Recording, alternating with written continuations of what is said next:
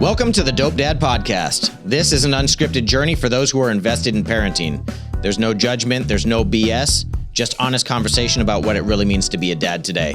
It's raw, it's real, and it's unapologetically dope.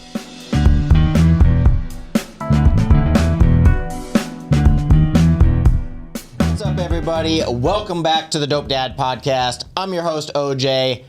This is the Dope Dad Podcast. If you've been watching, you've been tuned in, you already know we're at Podwork Studios here in Mesa, Arizona. I got a good homeboy with me today, man. We reunited after 15 years, 10 years. 15 sounds about right. 15 sounds about appropriate. Yeah. My homeboy, Matt Cortez. Welcome to the show, brother. So good to see you, man. Likewise, man. How are you, dude? Humbled that you asked me to do this, by the way. It means a lot. So excited that you're here, bro. Honestly, like I was looking back through our text messages and I had sent you the stuff and there was like not a lot of dialogue, but I was like, yo, check out the show, bro. Look at what I'm doing. Yeah. And then we reconnected, probably a week and a half ago or something, just kind of via text message. I was checking in. It's been a while since I've seen an episode, so yeah, I wasn't sure. Dude, thank you for touching in too, man. That actually fucking means a lot. I guess like doing this show too, like I never really know what the reach is, you know? You have like self-doubt and kind of like analyze, and honestly, like I took my foot off the gas for a hot second, man, and you were one of like 2 or 3 people that reached out that were like, hey, dude, everything cool, man? You doing all right? You got another episode dropping, which was like really fucking cool because I've been talking to my wife about it, and it just like restored my faith in my mission, dude, to talk about parenting and being a dad and being invested, man. So that was fucking huge, bro. Anyways, that meant a lot. Yeah, of so, course. It means a lot. Yeah, really enjoyed the episodes. So you're here. You're a dad. It's true. Talk a little bit about your little situation, man. What's going on? About 4 years, coming up on 4 years in September. Okay. Which is such big numbers. Very quick. So fast. Dude. So it feels like I'm learning something every day. I bet. Truly. So what is a child doing at 4 years old? Well, boy or girl? Let's start with the basics. Maya, Okay. baby girl. Okay. She's one of one. Okay. That's what's up, man. Hell yeah. That's the plan long term. Okay. So we're really putting all our eggs in one basket. Yeah, dude. Which is dope. All right. Hell yeah. Yeah. And what's a 4-year-old doing? Like, what's your day looking like? I took her to her first concert, so that takes weeks of prep to get all the costumes and all the hair dye, the makeup. Yeah. She's very much dresses, ballerina, dancing, costumes, full-time princess, anything that goes with that, shoes. Mm-hmm. She does about 3 outfit changes a day. Fuck yeah. Before we go anywhere. Sounds right. She loves it. Yeah, dude, it's interesting. I think they're hardwired for that shit. It's interesting. Yeah, I did not expect her to gravitate as hard as she did. We have every Disney princess costume as well as like school costumes. Mm-hmm. Like that she can. So it's interchangeable for school. Yep. Because a lot of that stuff is just full ball gowns. Oh yeah. But loves it. Yeah, it's interesting. I remember my kids walking around the house in my wife's heels or trying to put on this dress and that dress, and everything's a party. And yeah, did you get away with a lot of hand-me-downs? 3 girls, 3 years apart, almost. Pretty, right? Yeah, pretty decent amount, man. We were able to save money, but the thing is, like, there's a new princess on the block every year, bro. Up and coming, some new shit. You know, so you probably didn't even live through Elsa. Oh yeah, Oh, dude. you did? Oh yeah, we let it go, bro. we let that shit go. That's great. That was actually my oldest daughter. Was kind of like in her peak of princess love and infatuation when the whole Frozen shit dropped, and then yeah, dude. The rest of the girls kind of ate it up, dude. Disneyland was always really hype for us, bro, because you get to see the princesses. My wife was always like really dope about like bringing cool parties to the crib for the birthdays and stuff like that. So. That's awesome. Have you had princesses brought to the house? 'Cause the wife does that. She does that. So actually, funny story. So she got Elsa and Anna to come to the crib for Carradin's birthday. I forget what birthday it was. Say it was birthday number 6 or 7 or something like that. Sure. Anyway, so she gets these girls in costume. They're going to come over to the crib. They're going to hang out. I'm getting everything set up. I got all the shit like set up in the back. I got drinks and sodas and beer and everything squared away. And Marcia's like, hey, I forgot plates or whatever. I'm going to go to the store. So she grabs the girls. She dips to the store. I'm like sitting at the crib, still getting everything set up, running behind, shirtless, just like shorts and flip-flops on. Knock at the door. I open the door and it's 2 princesses. And it's just like me, a fucking shirtless. You're like right on time. And I'm like, I swear to God, there's kids coming. Like this is slightly awkward, but I swear to God, like my wife and other children are going to be showing up here. Like this is just like 10 minutes early. That's amazing. And so I'm like, you guys want to come in? you want like a beer or something? And they're like, yeah, we probably shouldn't. I'm like, all right, yeah, that makes sense. Yeah. That makes sense. So, That's amazing. yeah, but my wife is always really excited to make memories, which is really fucking cool because as I get older, I like revisit my youth and I realize how little memories I have. Sure. Like impactful memories and positive memories and exciting memories, and certainly not a stab at my parents. But yeah, dude, I don't remember a lot. Hindsight's a fucked up thing, you know? Yeah. It's not something you plan on. It just, you can look back on it, and with raising Maya now, it's amazing the stuff that comes up like from my childhood. Mm-hmm. So we went to Disneyland, and you know, she's asking for everything, asking for that. And it's like the memory of my dad telling me no. Yeah. You know, like you're around all these things. There's so many things that they're trying to sell you. They're selling you glow sticks and light up things, and to be there in this, and then to just hear no constantly. I was like, that's not the way I'm going to raise my daughter. Yeah. So, you know, $20 here, $30 there. Oh, a $200 dress. Like, God damn it, man. Yeah. They get you. Steep. Yes, they do. They get you. You know, it's interesting. We just went to medieval times, like the jousting dinner thing, which was actually really fucking cool. Our night lost to some like bitch ass night, which kind of sucked, but neither here nor there. Anyways, my middle daughter was super excited about some of the trinkets and stuff that they had there. And, and she asked me like, hey, can I get one of those? And I remember my immediate response was no. Like, fuck, I'm gonna spend $80 on this piece of shit that you're never gonna use. Right. And I caught myself in the moment, and I was like, yeah, absolutely, let's run it. Yeah, for sure. Done. And I don't, like, I'm sure you make good money too. You've been doing this for a while. Yeah. And it's one of those things, like, it's just an impulse reaction. Mm-hmm. Like, no, like, chill. You don't buy it. My daughter wants to go to Target every day. Yeah. You know, she's like, let's go shopping. Let's go to Target. Like, let's go tomorrow.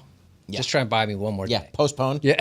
Yeah, let's just use all the expensive shit we bought yesterday instead of buying more today. Let's go to the classes we signed you up for. Let's take care of the swimming right now, but maybe tomorrow.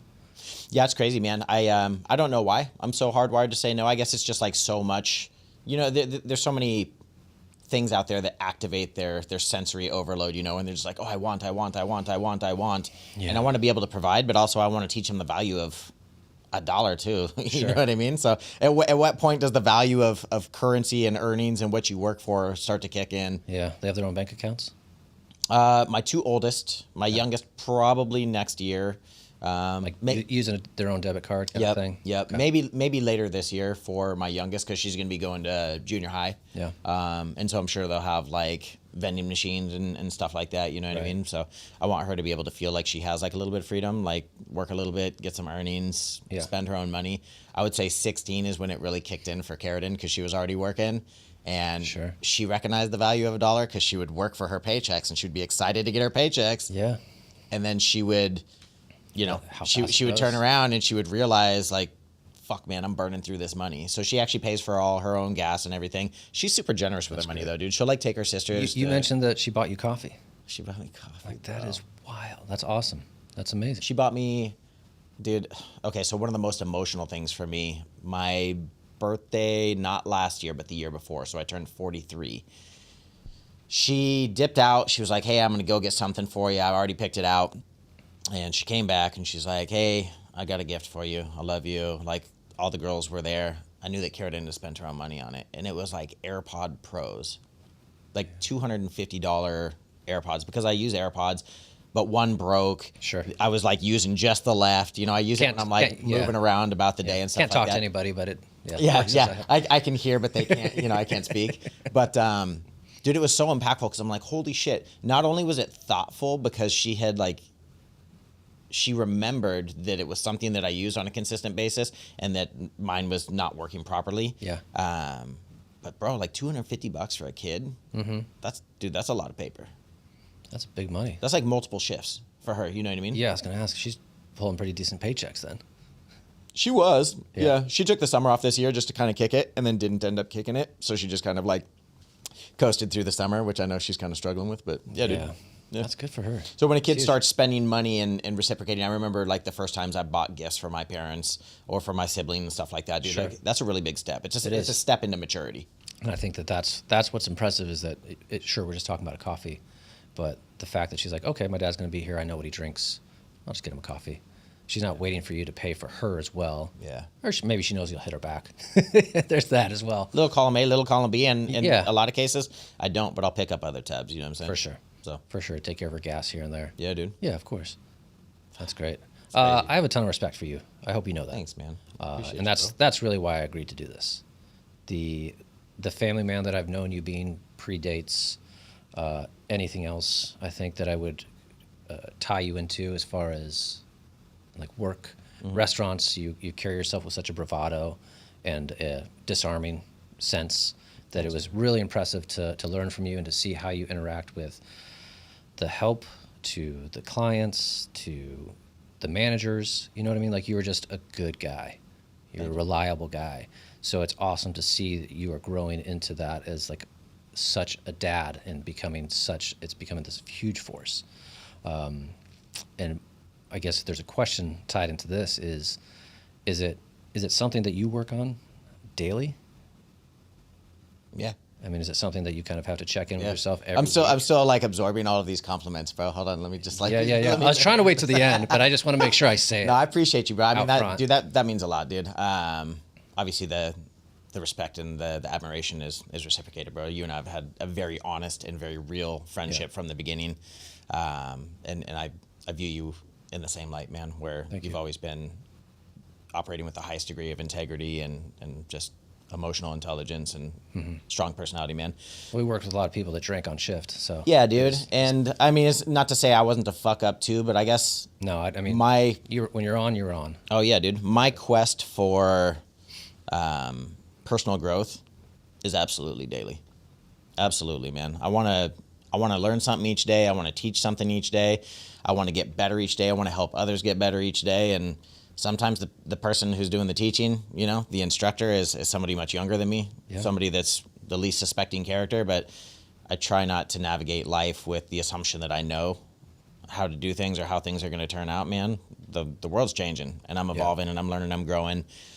So it's important for me to listen a lot and to try and be the best version of myself. But the thing is, like, even if I'm being the best version of me, I can't assume that now I know the people that I'm dealing with. Like, we were just talking, you know, we had coffee, and I'm talking about my daughter who's navigating a friendship kind of coming to a closure. And she, Your friends are everything at that age. absolutely. That's I your mean, whole world, right? In junior high, you assume that that's how the entire world actually operates. And you know, later on, you're This like, is your world, fucking, this is nothing like real life. But they're also starting to understand boundaries, their interests, betrayal, you know, all the things, man. Like, they're literally dabbling into everything all at once. Social It's media. just an overload of emotion, right? Yeah. And so a friendship comes to an end, which they often do. And through this, I know that it impacted her, bro. It's like emotionally stressful for her. And I know that she's probably feeling awful about it. And I guess I didn't realize that it had come to an end. I know that there was like some bickering back and forth, you know, fucking kids bicker. And Yeah. it came to a closure. And I guess like a kid's closure to a friendship now is I unfollowed you on social media. You know, that's Nail in the coffin. Yeah. That's, you know, the middle finger now. So she told me that happened, and I'm like, damn, I didn't realize that it had gotten there. Are you okay? And I could tell that she didn't really want to talk about it, or maybe felt.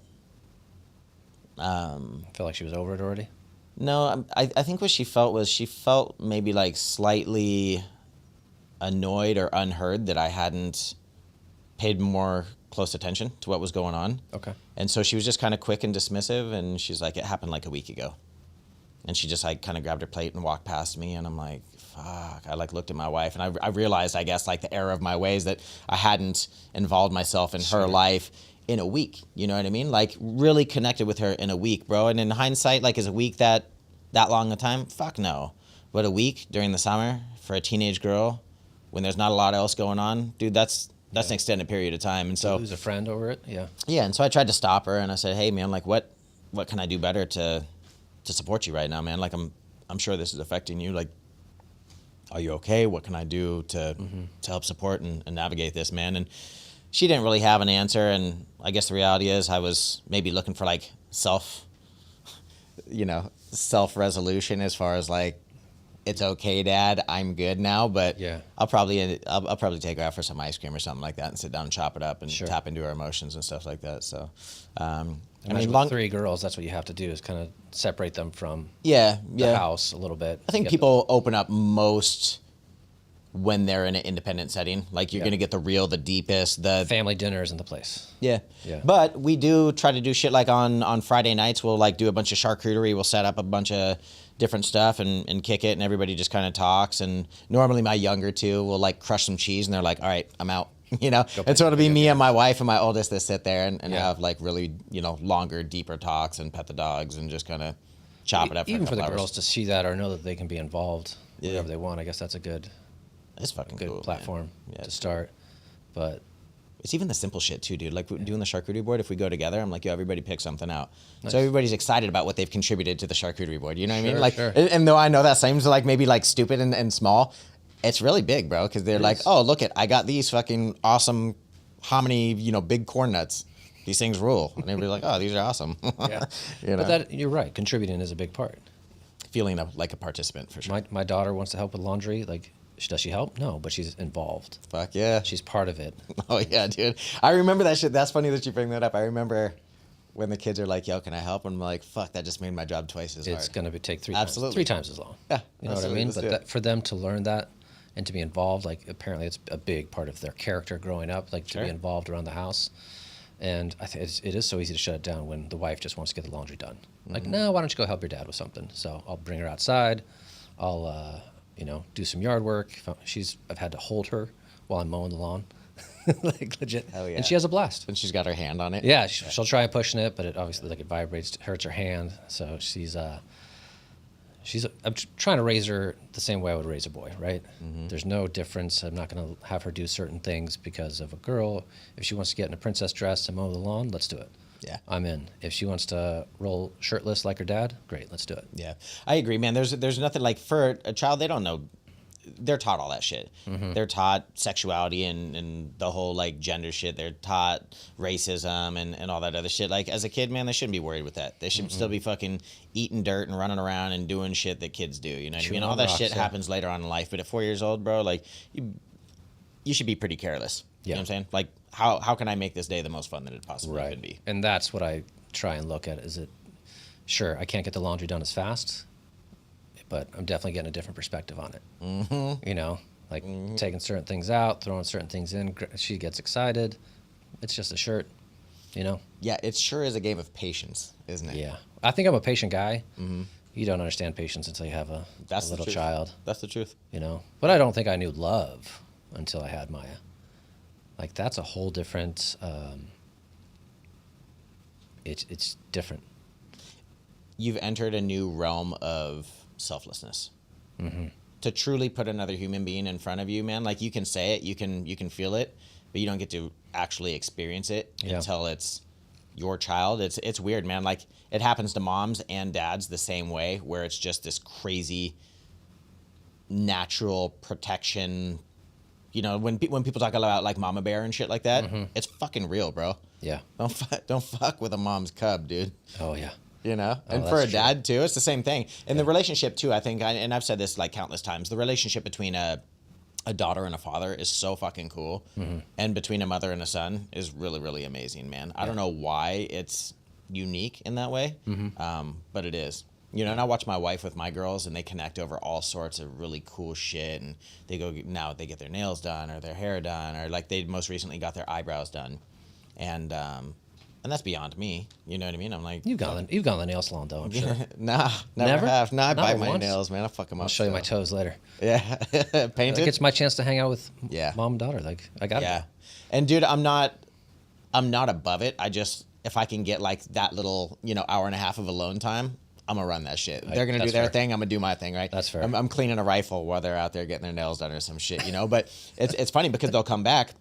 And my wife's like, yo, make sure that you say something about their eyebrows or something like that. I'm like, oh yeah, fuck, dude, fun.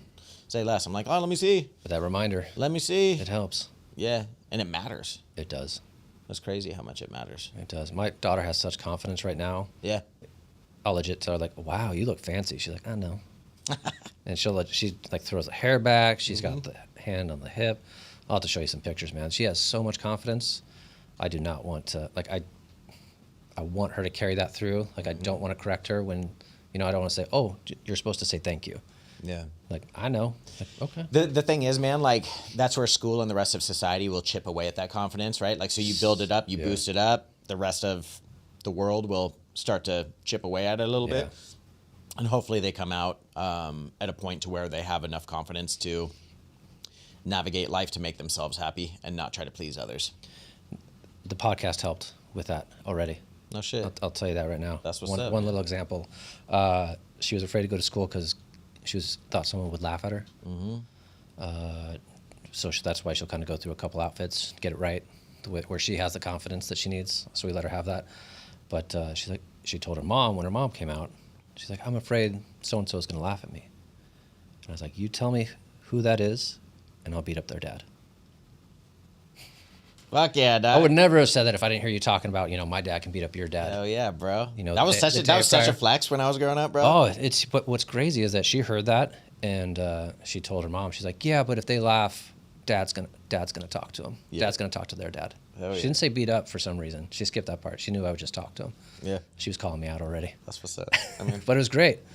No, it helped. Dude, I like the fact that that there's value in this that people can apply like real time. You know what I mean? And man, I learned from so many fucking people on a daily basis, man. Honestly, like the biggest teachers are the kids themselves. I agree. You know what I mean? Times 3 for you. And that's the thing, man. Like, never too proud to listen. Never too proud to listen. That's what it's all about for me. Well, and I'm sure even with, Carrot and you would think that you have it figured out when it go to the second child and then you go on to the third. You think you have, but they're also different. Everybody's different. Fuck. We had breakfast yesterday. Carrot said something. She's a little off this week. I think she's like nervous about starting her senior year and stuff. She's like going through her feels and everything. And she said something and I like mocked her, me. Like I did the little mock and she's like, dude, I don't like when you make fun of my voice. Because she was dead ass, and I'm like, fuck, I'm sorry. I'm sorry, it's right? Hard. Like it's hard not to treat her just like a friend. Yeah, I still got to check myself, man, right? And realize, fucking amazing epiphany to have right now. Thank you for saying that. Yeah. Because I do get like that sometimes, and I am like, yo, this is my homegirl, and she is my homegirl, but that's also my daughter, and it's my responsibility to support her and lift her up, and not like talk shit and make her feel bad about herself or like dog on her voice or something like that. Yo, I just actually came to that realization right now. Thank you. Of course. I appreciate that. I'm like talking through it out loud, but it doesn't seem like a big thing, but it's just a small interaction on such a small mind or a young mind. Yeah. It's from her dad. For real. Yeah. Mocking is the one thing they say, like the 3 and under. So I've read some books, paragraphs here and there, and like the mocking of a child, like when they start to whine or when they're throwing tantrums, is like the worst possible thing you can do. No shit. And I think a lot of that carries over, just at being a parent, and you're supposed to have like this view of them that nobody else has. So when they hear you minimize their complaint, it becomes so much more. And now she can't even talk to you about it. Yo, that's fucking deep, bro. Thank you for sharing. Yeah, that was actually super insightful. Of course. Yeah. Fuck, I love that shit. Anyways, yeah. So, I mean, we kind of worked through that yesterday, and same thing. I feel bad when I see my kids in a bad emotional place. You know what I'm saying? I feel even fucking worse when I'm the one who aided in their arrival at that emotional place. Yeah. Allow them to get there. Yeah. You take that personally, I'm sure. Well, I mean, I have a lot of pride in being a good support and dope parent, dad. and I take a lot of pride in being a dope dad, man. But the reality is, man, like I fuck up, bro. I fuck up just as much as anybody else. Yeah. The only thing is, like, on this journey, I'm real transparent about it, man. Like with my kids, with my wife, with anybody pretty much who will listen, because it's my greatest joy, dude. Like I love being a dad. And I know it doesn't. I know it doesn't last forever, right? Like, yes, I get to be a father for as long as I'm alive, but I know there's going to be a time when they're going to need me less, and that will start to kind of, I don't know, escape me, I guess, Yeah, you talk about your kids being like the last time you fall in love, right? Like it doesn't get better than that. Yeah. And you want to carry that joy throughout, and they're always. You had a life before them, but they'll never have that. Like, you're always going to be in their life. You're always going to be that person. And when the time does come, and it's time for them to, be on their own, like, they're always going to rely on you. You're the only person a parent is the only person that's supposed to have that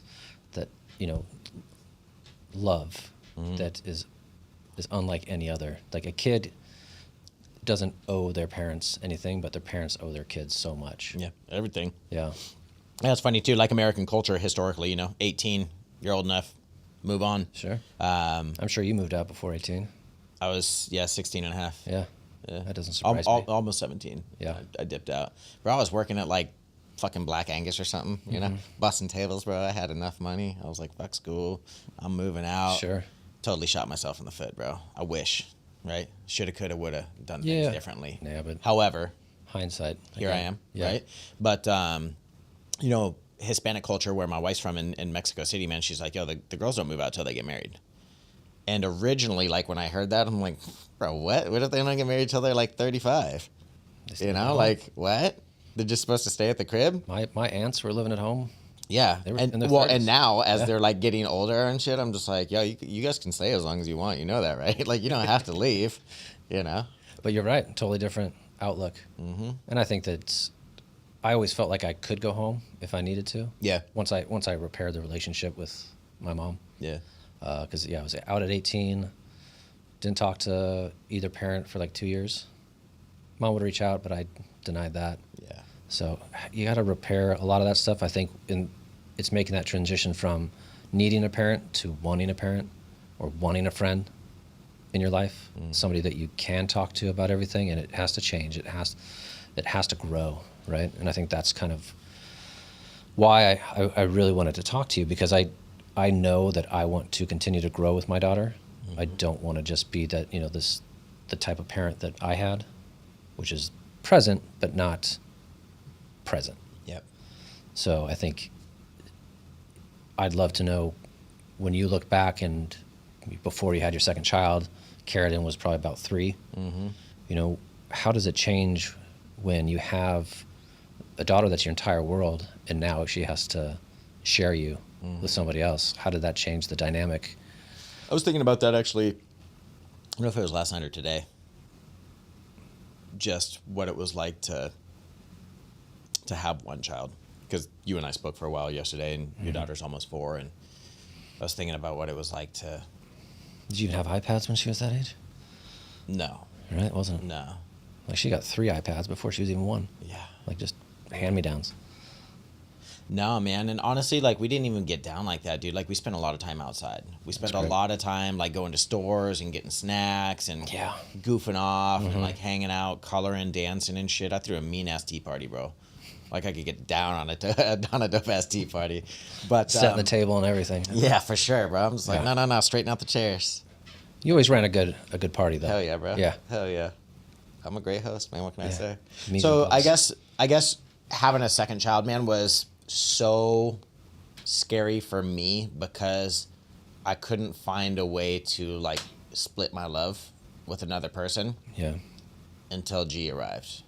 And then it just naturally happened. Sure. And thankfully, my wife and I were able to spend enough time with Carradine that, bro, she was a really good fucking kid. She was excited to be a big sister. Yeah. And she was like like genuinely interested in helping, and like she saw it through the eyes of like, yo, now I've got a friend.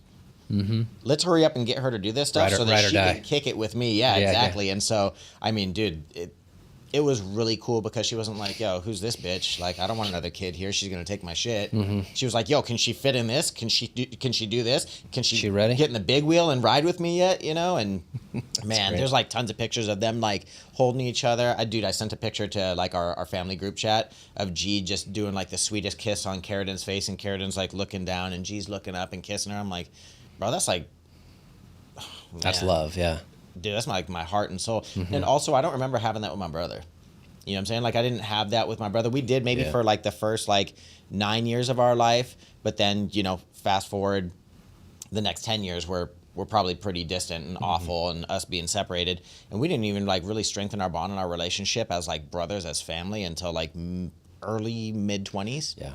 Well out of the house, and you realize it. And it was independently driven too, right? Like it wasn't influenced by somebody else. I was like, fuck, man, I really want to get to know this dude. And honestly, dude, like kudos to my bro, because he makes a huge effort to be a part of my life. That's a great. Fucking huge effort. He checks in like 1 to 2 times a week, and he's states away. Love you know that. what I mean? So that's amazing. It's really cool, man. But yeah, dude, the jump from 1 to 2 was very different.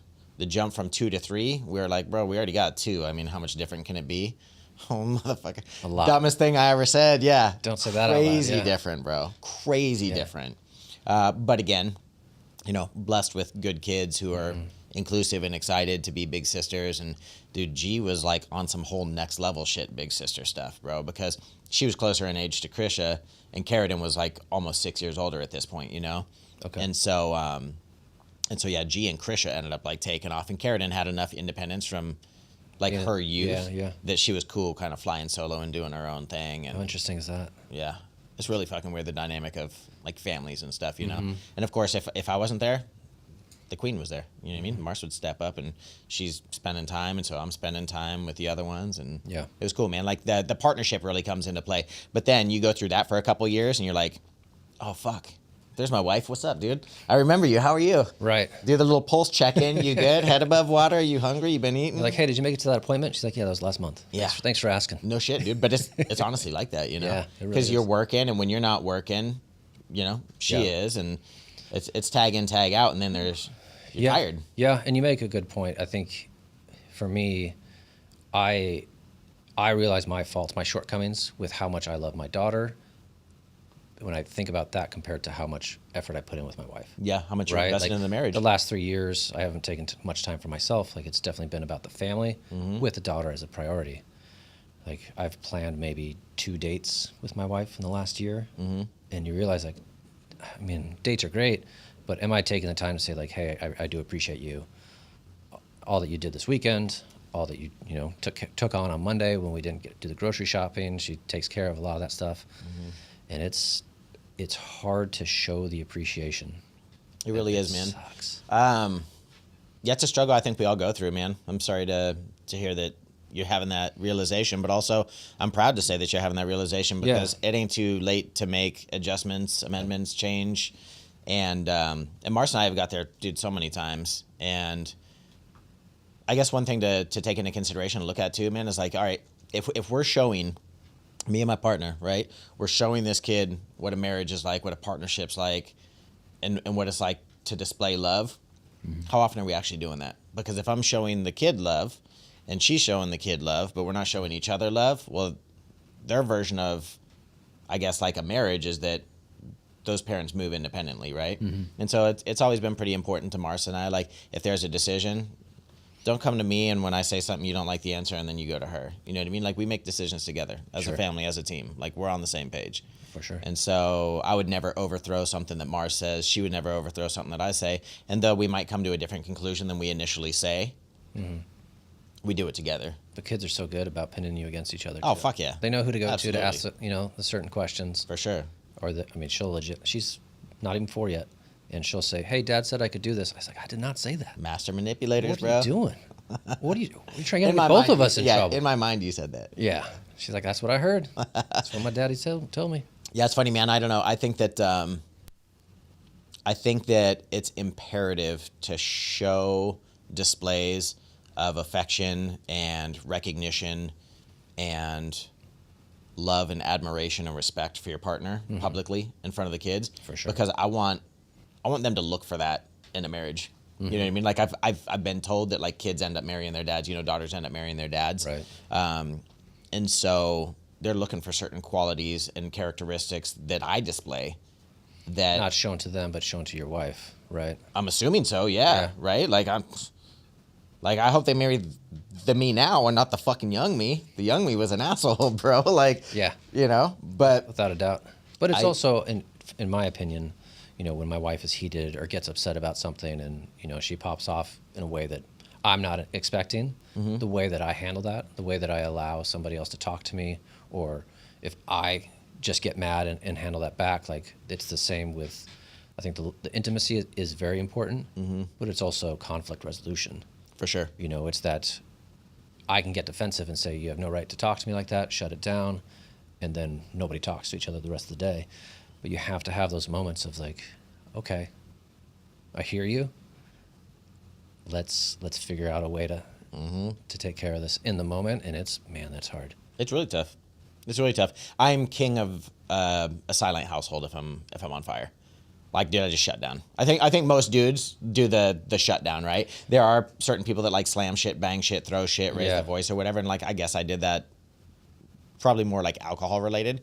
But dude, like if I get pressed, man, I pretty much just shut down. Do you see? Because I relate that to restaurants as well. Like where if you get busy, you're slammed. Like you just go into like you feel the adrenaline, you get the excitement, and so you just take care of it. Yep. You do what you have to do to get to that point. Survival mode. And I think that's a lot of what I do. I kind of shut down. It's like, great, I have to clean the kitchen. I got to make sure I got a timeline till Maya has to be in the bath. So I'll do that. But then all of a sudden the wife thinks I'm pissed at her. It's like, no, I just want to get this done. I'm sorry. I didn't mean to come across as like, she's like, well, you're not telling me anything. I have no idea what's going on with you. Like, that's the thing I'm guilty of, like not being honest. Like, okay, like I'll get this done. I'll take care of it. We're good. We'll figure that out. Let's just take care of business. What happens if the kitchen doesn't get cleaned? It your creates ADD more kicks in? No, it's not me. It's, clean household has to be clean for the anxiety to be at a low level. Yeah. And I think a little bit, I definitely take pride in, running a certain, I'm the same way. household. But it's, if I don't feel like I got enough accomplished over the weekend, like even that anxiety feels like I'm not doing my part. I can see that. So it's, and again, I think it's fallen into like, how do I show my wife that I care? That's what I really want. I want her to know that I do care, because even when I told her I didn't get enough done over the weekend, so I want to take like today to catch up on some things. She's like, are you saying I should have done the laundry? Are you mad at me for not doing the laundry? Like, no. I want to take care of it. I want to contribute. I want to do these things. But it doesn't always come across that way. Even though I think I'm handling it right. Yeah. I usually don't. It's interesting. So with the kids and with my wife, like I have an assumption of like how I need to love them or show love or talk about love or display love or whatever. And I'm pretty off base most times. Like I definitely am approaching it in the incorrect way. Sure. In my mind, it makes total fucking sense. Yeah. Because what do I have to go on? Right? Like if I want somebody to show me that they love me, here's what they would do. They would do this, they would do that, they would do the other thing. Yeah. They would show me these things. They would have done this without me asking. And so in turn, I like turn around and I reciprocate that. And I'm like, okay, this is how I'm showing you that I love you, because this is how I would need to receive it. Yeah. But everybody's different, bro. Everyone has to be loved. Start with the simple questions, man. Like what makes you feel like I'm here, I'm present, I'm acknowledging you, I'm validating you, I'm loving you. And sometimes, man, those questions fucking come with answers that you wouldn't expect, But my wife and I did 18 years, and I definitely ask her very simple questions often, because she's still changing. Yeah. The wife that you married probably ain't the same as she was 4 years ago. I mean, add a kid and tons of emotion and career changes and evolution in the marriage, bro. Like now all of a sudden you guys are two different fucking people than you were 4 years ago, but you're still loving the person from 4 years ago. She's still loving the person from 4 years ago. Right. And neither one of you are the person that anymore. Person, yeah. And so like, I'm telling you, man, like ask a lot of questions. Yeah. Even if they seem redundant or stupid or like entry level or whatever, you'd be surprised with the answers sometimes. Yeah. And be transparent about how I'm feeling. Right? Yeah, the way that you operate, Yeah. bro, and where your mind state is, because she might be on a completely different fucking page. Right.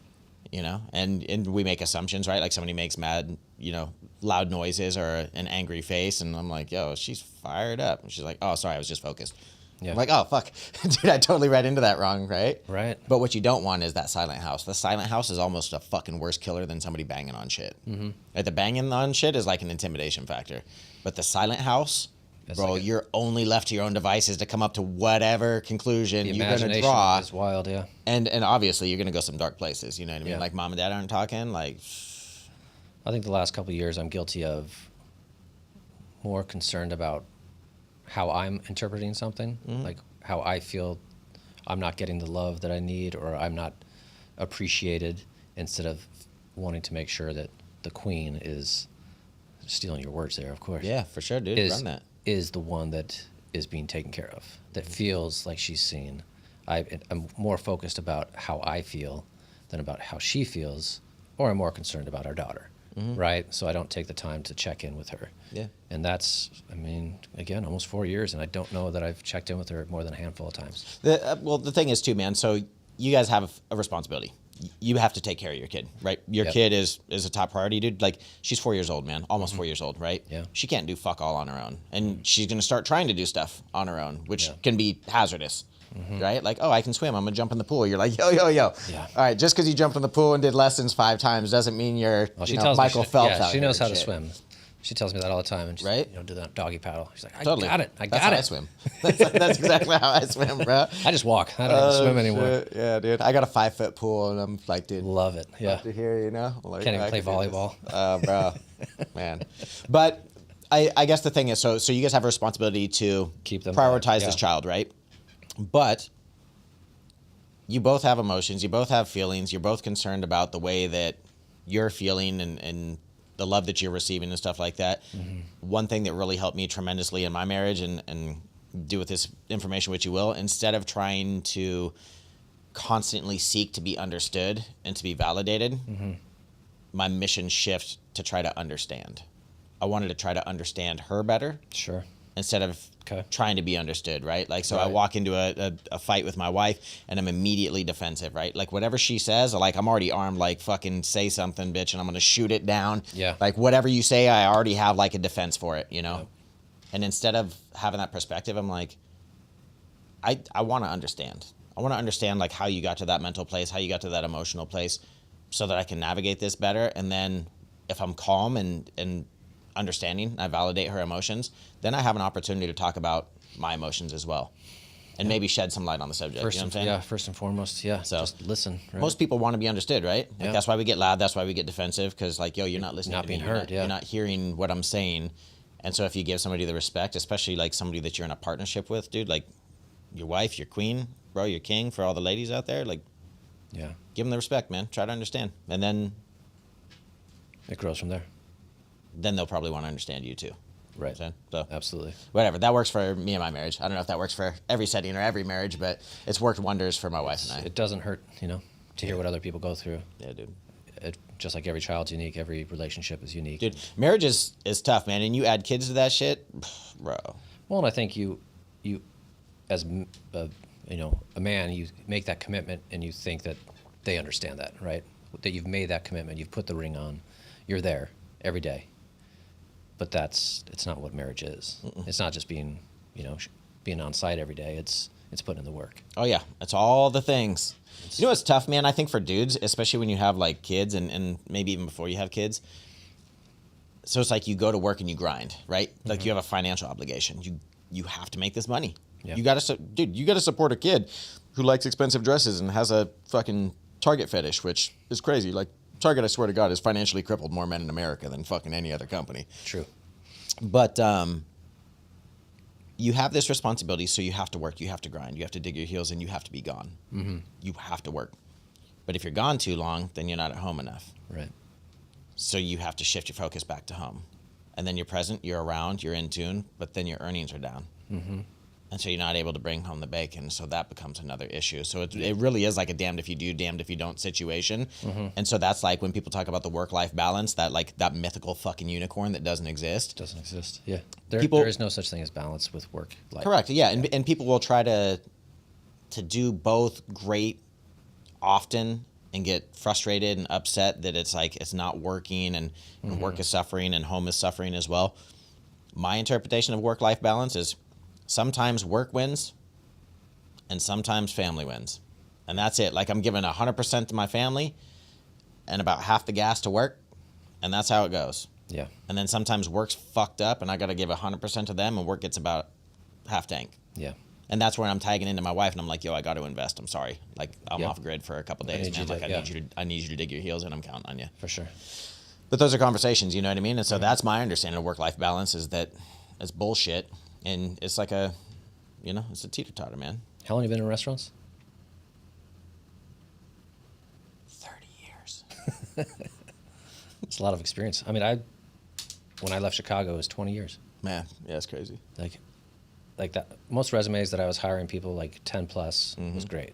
Like that's that's a lot of time. You give yourself to one thing for so long, it kind of feels like all you know. Mm-hmm. But I retired a couple times, during that transition to Chicago and then coming back. Oh yeah. And I can tell you that it helped me see a lot of that balance. So how much can I get by with? Mm-hmm. I moved out to Chicago with maybe $15K in funds, and I made that last 15 months. Damn. Yeah. And all I did was paint. All I did was draw. All I did was work on, expressing myself in that artistic way, and realize I can get by with very little. Yeah. Of course, as long as you like top ramen. I wasn't. Water. Yeah, I wasn't dating. I wasn't. My idea of going out was going to the coffee shop. Mm-hmm. I'd go out with my uncle, grab a couple beers, and there were we'd go to happy hour, $3 beers. Mm-hmm. That was going out. Yeah. But I removed a lot of those things that I could easily spend, all that savings in a couple months, have a great summer, or I could actually see what I can do with my artistic creativity. And I realized that I wanted to be in restaurants. I liked that,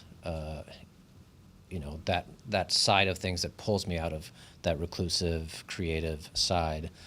And I could try and balance that out, but at the same time, now which one's winning out? Mm-hmm. There's always going to be one that's pulling you in a different way.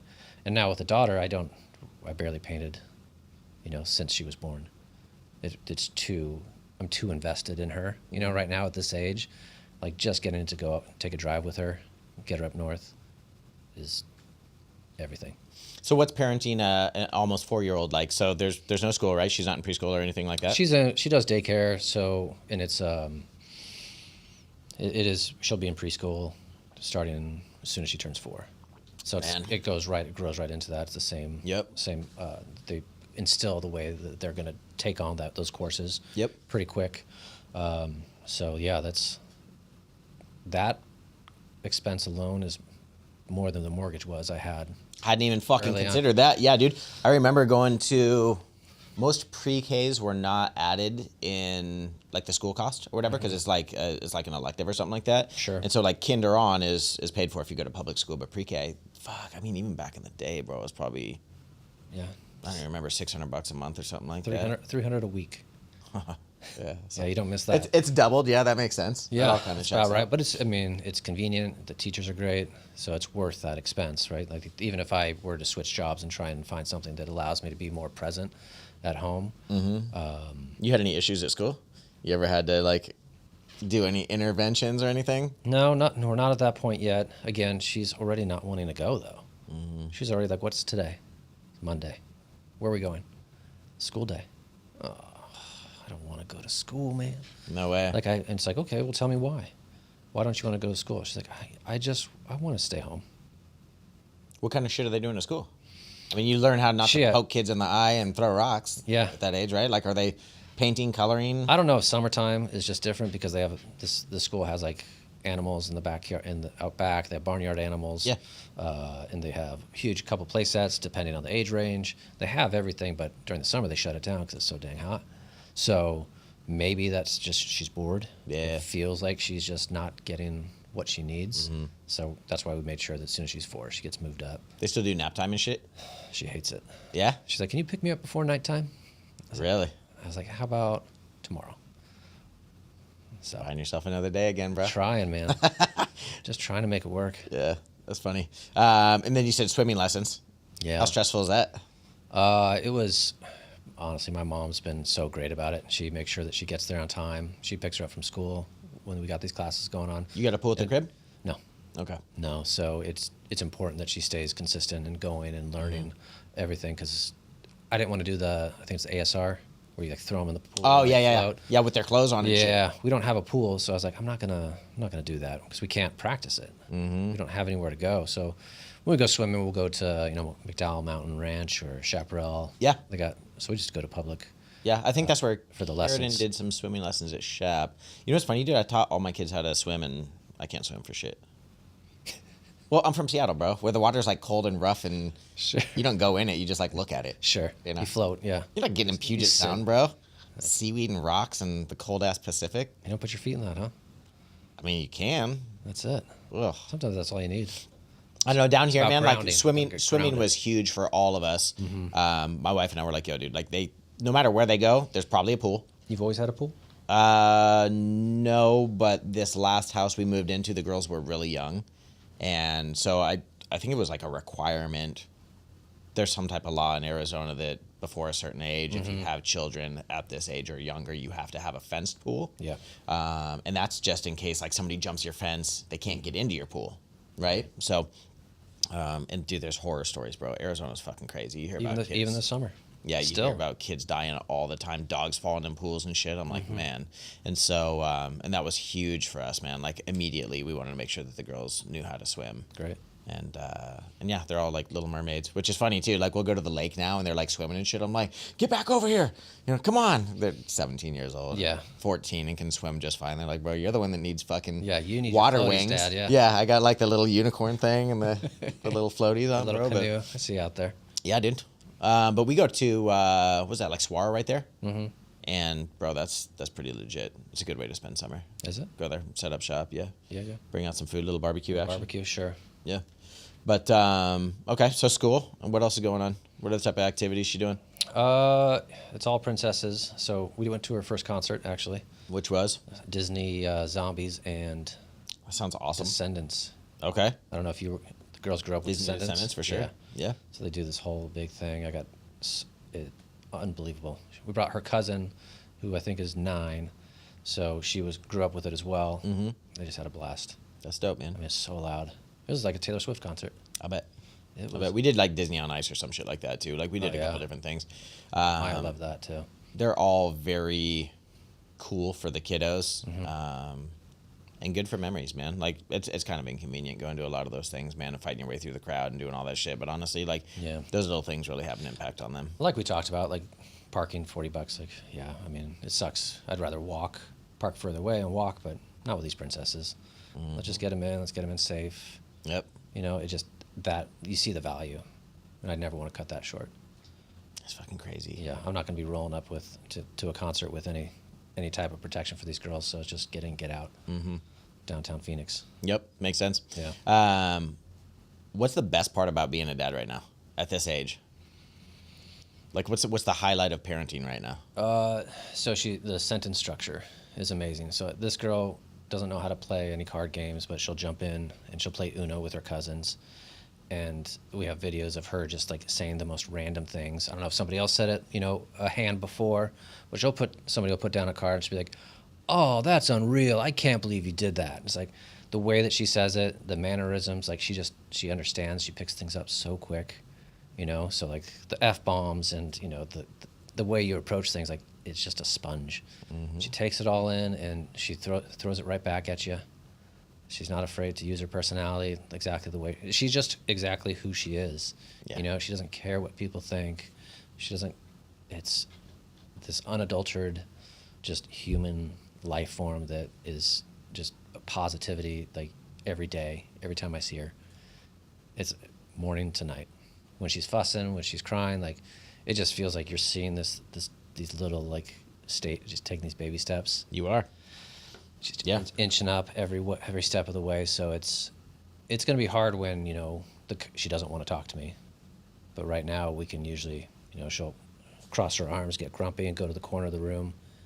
And it's like, let's just talk. I'm here. I'm ready. You can take a break. That's cool. But I'm here when you're ready. And then she'll just she's like, "Dad, I just want a popsicle." All right. Me too. Let's do. Me too. Let's do it. Should we get 2? She's like, "Yeah, you should get one too." That's dope. So it's just that it's all so new. It's all.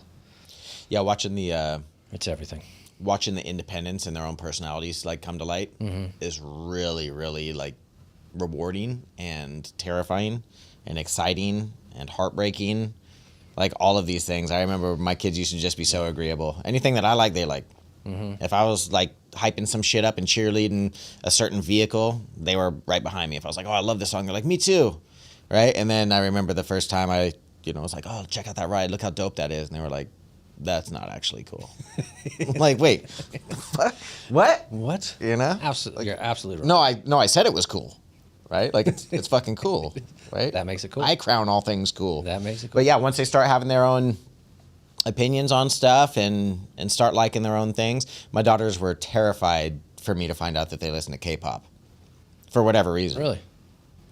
I mean, I could give a shit less as long as some type of art speaks to them. So they probably grew into your music, right? Carradine did. And G does. Like every once in a while, she'll be like, "Hey, can I play a song?" And she'll grab aux and she'll like put in a song that's like very, very special to me that I don't play often. She's like, "I heard you play it one time. I really love it. I listened to it." I'm like, "Oh, my girl, that's what's up." Britney Spears, is that it? Yeah, I mean, Tay-Tay, you know. But I think it's really cool that they have their independence and that they're finding out who they are. And I'm excited to help them celebrate. You know, I don't listen to that. I think that music doesn't speak to me, but it doesn't mean that it's trash. It just doesn't connect with me. But as long as there's something, some type of art that touches their soul, whether it's dance or, you know, pen and paper or pastels or charcoal or whatever, or it's music, like art is so fucking dope. And it really helps people identify their own creativity. I remember my pops took me to an MC Escher exhibit in downtown Seattle one time. It was like one of the only things that we ever did together. Wow. And I was surprised that he knew who MC Escher was. I didn't even know who he was at the time. Hindsight now, looking back, I'm like, how the fuck did he know who MC Escher was? Mm-hmm. And we walked through it, and I was just marveled at how dope of an artist this guy was. I was always interested into art, and I thought it was really cool that my dad knew that I was into art and knew that this would have some type of impact on me. Mm-hmm. And man, MC Escher was trying to break like that 2D format, right? So it was like the drawing was becoming something else. Yeah, and it would be like upside down. Yeah, exactly. Right. Yep. Okay. Exactly. Yep. So, but that was like one of the only memories that I have of my dad. But I'm like, yo, this is fucking amazing. So he kind of like fostered that love for art and that interest in pen and paper art. And I used to do that shit all the time, bro. And so my kids are like very into art and stuff as well. Back in the day. Yeah. I think it's right now it's Disney all the time. Mm-hmm. And those songs are so catchy. Like I'll wake up a week later. We went to the concert on Friday, and I woke up this morning with like the song in my head. Yeah, still singing it. Like the fact that those just sit in your head for so long, it's scary. But I think that music is a great avenue to that. She loves Taylor Swift. She loves dressing up and dancing. She perform for neighbors when they come over. Mm-hmm. She wants to dress up and go to neighbors' houses. That's so cool. And do all these things, you know. So it is like that creativity. And then I see her going towards paint, color pencils, all of that, and she's already showing signs of like frustration because it's not turning out the way she wants it to. Perfectionist. Ugh. Yeah, a little bit. I think I have an idea who she gets that shit from, huh? A little bit, bro. But I think it's the creative side. I mean, naturally, we are our own worst critics, though, right? Mm-hmm. Like I'm sure your spouse is that way. I'm sure you're that way when it comes to something that you're so invested in, like art, and you have a vision that doesn't come to life. What's the hardest part about parenting currently? And I know we go through like highs and lows and peaks and valleys and stuff. Like, what would you say is one of the most surprisingly like challenging things that you face on a consistent basis? Just letting her live. You know, letting her, not telling her to be careful every step of the way. I have to like stop myself, from saying be careful every time she steps up on a ledge or wants to go to the edge of the pool and jump in. It's just letting her be. Understanding that I'm not trying to hold her back from anything, that I want to be there so I can help if she does hurt herself. But yeah, just checking myself a little bit. Same with, I guess, any relationship. You want to let them kind of be themselves. Find out who that is, let them show that. So it's hard because, again, she's already getting to the point where she wants to run off with her cousins and she could swim without me all day long now. And she's cool with it. How much of that do you think is them and how much of that do you think is us? Oh, it's definitely carrying that stuff from our parents, right? Because if I think about it, like there's always trauma. There's so many things that I'm still working through with how my parents were there, but they weren't there. Mm-hmm. Like they would say they support me, but they didn't feel like they showed up. So trying to get past that, I feel like a lot of times I want to have these conversations with my parents, but then I'm like, no, it's my daughter that I'm concerned about. It's me. I can think about the way that I wanted to be loved and the way that I want to love my daughter. The father that I want to be doesn't mean that that's who my dad should have been. Mm-hmm. I'm who I am because of who my dad is. Yeah. I don't need to change him. I don't need to focus on that. But I don't want to be somebody else's mistakes. I'm a lot more than that. Like, I can show love in a way that is unconditional for this girl, and I want her to know what that really means. So there will be things that she probably has to talk to a therapist about, but if it's coming from a point of I was too good of a dad, or she'll never meet somebody else like that cares that much about her, I think that's a good bar to set. So you're a chain breaker. That's the goal. There's a lot of us, like our age and in this generation, that are trying to break chains and change a lot of this, things. Man, it's you doing this podcast. It's letting people know that it's okay to talk about these feelings. Yeah. It's not weakness. It's not the vulnerability. Is just being able to put it out there and people hear it. May not mean much to them in the moment, but when push comes to shove, like that's when people need art, right? When things are shitty, when things get hard, that's when things like this start to click. Yeah. So appreciate what you're doing. Thanks for being here, dude. Yeah, really happy to be here. And thanks for your insight too, bro. No, I'm here to learn from you. We're here to learn together, bro. Yeah, let's grow. That's super dope, man. Well, yeah, dude, thanks for being here, man. I'm getting the wrap up twice over here from Bill already. I told you this shit would go fast, huh? Unreal. It's funny, dude. You sit down like as soon as you start to catch a rhythm, bro. Yeah. That's a wrap, man. Jeez. I think that we could probably go for fucking hours, dude. Just talking about the kiddos and the things that are on our plate and the things that are about to be on our plate. We'll get the girls together. The growth that we're looking for. Yeah, dude, I would love that. Also, it's cool to check in with people like on, half year basis and stuff like that to find out what's going on. Cause once she starts going to, to pre-K instead of preschool, and then from kinder to, from pre-K, like every year offers new growth and new experiences and new stuff that you're going through. And, dig your heels in, continue to invest and being a dope dad, man, and raising the bar, man. It's funny because our bumpers for how we parent is just do better than our parents did. Right. And not to like totally dog on them or anything, but I mean, if our kids do better than we did and their kids do better than they do, I mean, bro, we're helping people be better. You know what I mean? Absolutely. In general. So I appreciate you, man. Thanks for being here. Thanks for showing up. Thanks for showing out, dude. Thanks for being a dope dad. That's the show for today, man. To everybody out there, if you're listening, if you're tuned in, you know what to do, man. Like, subscribe, tell a friend, tell a mom, tell a dad, tell a kid. Until next time, stay dope. Thank you for joining us on the Dope Dad Podcast. If you like what you heard, be sure to share it with a friend. You can support the show by giving a like, sharing, and subscribing, and you can find us on YouTube or wherever you're getting your podcast fix. If there's content you'd like to hear more of, please leave a comment. We'll make sure we try to get it in the show. Continue to tune in for more dope guests and real conversation.